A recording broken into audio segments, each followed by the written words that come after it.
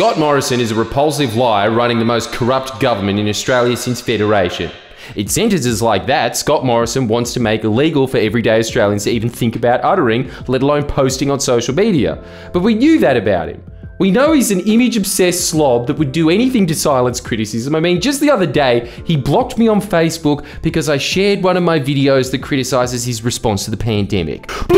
Sometimes you really forget that he's the Prime Minister and not a 14-year-old. What is surprising is that the ex-professional marketer Scott Morrison thinks that banning speech, silencing criticism, taking a leaf out of some of the most despised leaders in history's book, and then boasting about it, is a winning election strategy. He's running on stopping trolls. No doubt about it. Yeah, it's true that he's dressing up destroying your free speech as reforms with a lot of noble messaging about cyberbullying in primary and high schools. Jesus, and people think Albo's running on a small ticket. If Australia re-elects a Morrison government, they will be confident that Kayla will be banned from Instagram for her vicious and totally untrue comments that Rebecca is an anorexic slut.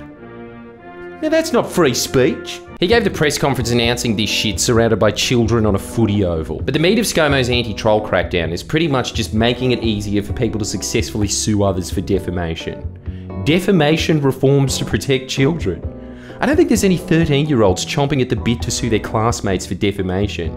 Spinning defamation law reform as a way to protect children is as absurd as claiming you're reforming entertainment and media law to save the orangutans. I mean, that's a less outlandish claim because I'm sure somewhere there's a backwater that has an orangutan hosting the weather. And then you just put that in, just a picture of an orangutan with a banner at the back saying weather. You're stupid. You gonna put it in? Think of a better joke. You're supposed to be. What's wrong with that joke? You're supposed to be a comedian. What do you not like? What have you got against it? It's just fucking monkey jokes. Are you gonna put in these fucking videos? We've been through this. They're not monkeys. They're apes. You're a fucking monkey. I think you'd have trouble picking any area of the law to reform that affects children less. Literally every area of the law has more bearing on the lives of children than reputation management. Under 18s can't even sue people without someone over 18 pretty much doing it for them, and that's not even the lawyer. Furthermore, defamation claims centres around financial loss. What is there? Some crisis of children losing their pocket money after being called cringe on Discord? I'm going crazy. Scott Morrison's claim that he's reforming defamation law to save the children is such an implausible, bizarre and desperate ploy. I feel like a fucking idiot even trying to debunk it. Sorry to go all 2GB peeled on you. But the only children this law reform will benefit are the current children in the coalition. They're the only children I can think of that sue for defamation. In the past year or two, we've had Christian Porter, Peter Dutton, Andrew Laming, Ann Webster, John Barilaro all initiate some form of defamation proceedings. What do most of these cases have in common? Sue Chrysanthou, a single barrister, acted in the majority of them. And most of the claims were not against massive media companies that actually have the means and power to both destroy reputations and subsequently fight defamation cases. They were against ordinary social media users, and that's where the coalition's new defamation reforms come in. As the one good thing about the coalition's reforms is that they will make it harder for plaintiffs to sue social media and tech companies for defamation because someone merely posted content on their platform. So you likely won't see many more cases like John Barilaro's case against Google. Making bank while I still can? You got the hustle? The bad thing is the laws will make it a whole lot easier for politicians to sue you. One of the centerpieces of the legislation is giving the federal court the ability to unmask anonymous social media users, thus giving coalition politicians a smorgasbord of potential victims to sue. They could make a life's earning just from the comments section of this video. But I wonder where they got that idea. Oh, that's right. Just a few years ago, Angus Taylor attempted to sue anonymous Twitter user and critic of the government, Ronnie Salt. I believe it was due to her tweets about Watergate. Want to know what that is? Watch my vid here. Sorry about that, Angus. Streisand effect. I knew I forgot to add something to the law reform package. The anti-Streisand effect clause that makes it illegal to discuss defamation suits.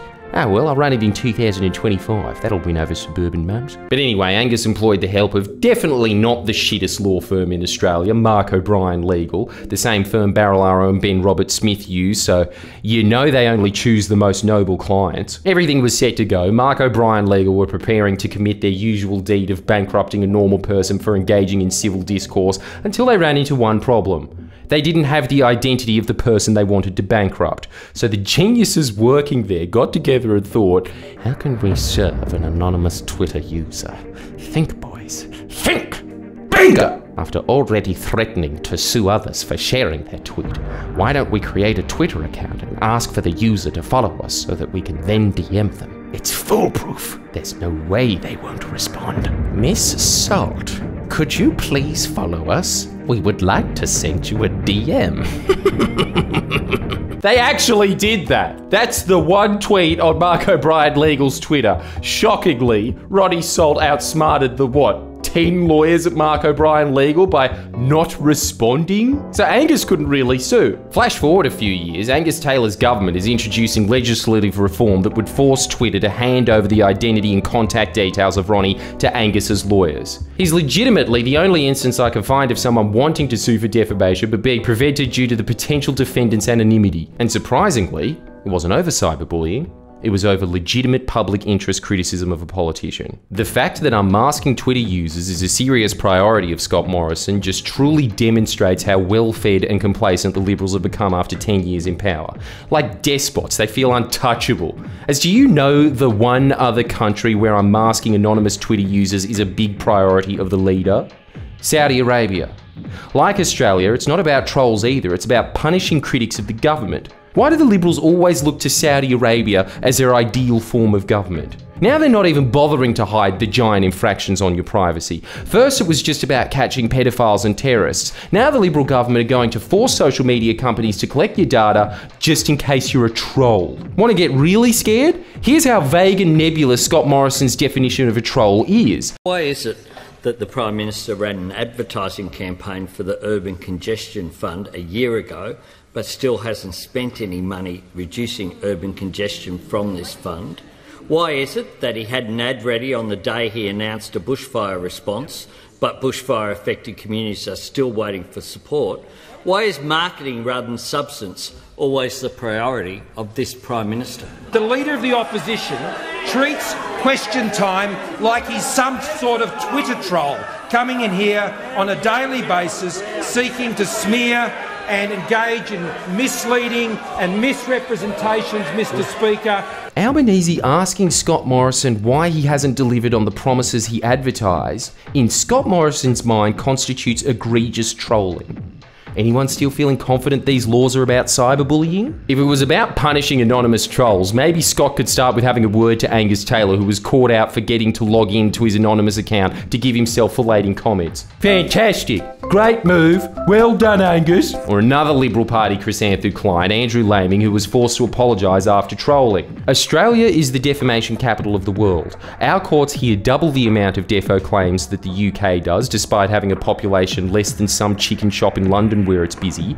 Just in Superior Court, Sydney hears 10 times the amount of defo cases that London does. Is it because Australians are just much nastier people? Maybe, but I don't see anyone suing anyone over being called a yet. Experts like my barrister, Dr. Matt Collins QC, and others have been overwhelmingly recommending that the Australian government makes it more difficult to frivolously sue over defamation.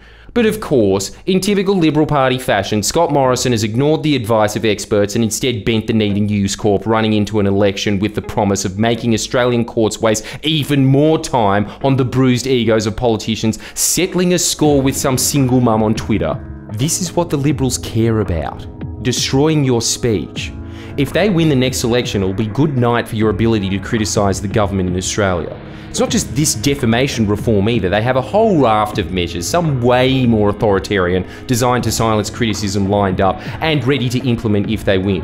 You already have federal Liberals directly demanding YouTube to platform me. You have Murdoch columnist Jeanette Albrechtston hinting that the AFP are investigating me, and if not, kind of demanding it, for my great crime of criticising that same federal Liberal. Even though at stake, Christo's still facing the terror police in court, and I highly suspect ordeals like that will become even more commonplace if the Liberals win federally and the culture of rock continues to set in. And sorry, but your third party isn't going to win. Not even Craig Kelly, who by the way is awful on free speech. He called the cops on me and his boss Clive Palmer threatened to sue me. So this election, you've got a choice between certain death for freedom of speech in Australia or Labor. If Labor was smart, they'd immediately be campaigning on freedom of speech. But I guess the silver lining is it proves the Libs believe criticism on social media is a legitimate threat to their almost total grasp on public perception.